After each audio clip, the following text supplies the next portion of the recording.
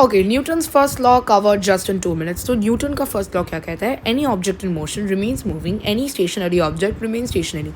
मतलब अगर मैं एक बॉल लूँ और अगर बॉल मूव कर रहा है तो वो मूव करता जाएगा सेम डायरेक्शन में. जिस डायरेक्शन में मूव कर रहा है उसी डायरेक्शन में मूव करता जाएगा स्ट्रेट लाइन में until an external force is applied.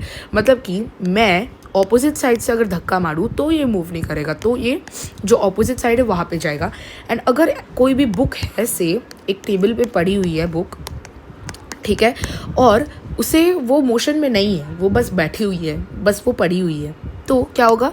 वो पड़ी ही रहेगी, ठीक है, वो स्टेशनरी रहेगी until an external forces applied. मतलब कि अगर मैं पीछे से उसको धक्का नहीं मारूंगी तो वो वहाँ पे ही रहेगी. तो ये होता है क्या?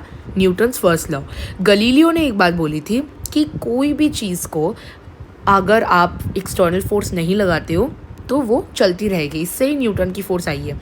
अब आप कह सकते हो कि सपोज़ मैं एक साइकिल यहाँ पे है, से ये एक साइकिल है, साइकिल तो बना नहीं, बट साइकिल आप चल रहे हो, तो क्या होगा? जब तक आप ब्रेक नहीं लगाओगे साइकिल ना रुकेगी नहीं. बट जब आप पैडल करना बंद कर दोगे तब साइकिल धीरे धीरे रुक जाएगी, और जब आप ब्रेक लगाओगे तो और भी कम टाइम में रुक जाएगी.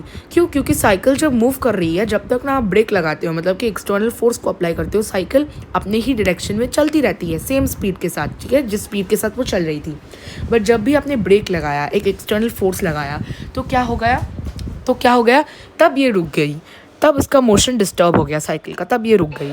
और बहुत समय पैडल करना से आपने बंद कर दिया, ब्रेक नहीं लगाया, पैडल करना बंद कर दिया, तो धीरे धीरे ग्राउंड की जो फ्रिक्शन है, एक हिडन ऑपोजिट फोर्स है जिसे हम देखते नहीं हैं, तो इसके लिए धीरे धीरे फ्रिक्शन जो कि एक ऑपोजिट मोशन है उसके लिए बंद हो जाएगा. तो न्यूटन का फर्स्ट लॉ यही कहता है कि अगर कुछ भी चल रहा है तो वो चलते जाएगा सेम स्पीड में, सेम डायरेक्शन में, और अगर कुछ भी ठहरा हुआ है तो वो ठहर ही जाएगा, मतलब कि वो मूव नहीं करेगा until an external force is applied.